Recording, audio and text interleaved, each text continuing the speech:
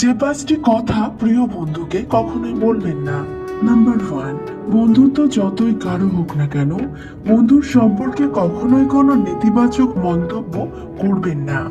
আপনার বন্ধু সেটি নিতে পারবে না। নাম্বার 2, যত প্রিয় মানুষই হোক না কেন, যতই ভালো বন্ধুত্ব থাকুক না কেন, কখনোই নিজের একান্ত ব্যক্তিগত গোপন তথ্য তাদের সঙ্গে ভাগাভাগি করে নেবেন না। যদি কখনো সম্পর্ক খারাপ হয়ে যায়, তখন সেটি বুঝতে পারবেন। নাম্বার 3, যতই কাছের বন্ধুই হোক না কেন, বন্ধুর পরিবার নিয়ে অহেতুক কথা বলবেন না। কারণ পরিবার নিয়ে কেউ অযথা নেতিবাচক কথা শুনতে পছন্দ করে না। নাম্বার 4, কখনোই বন্ধুর চলাফেরা, কথা বলার ভঙ্গি কিংবা পোশাক আশাক নিয়ে হাসি তামাশা করবেন না। নাম্বার 5, বন্ধুর কাছে কখনো অন্য বন্ধুর সমালোচনা করবেন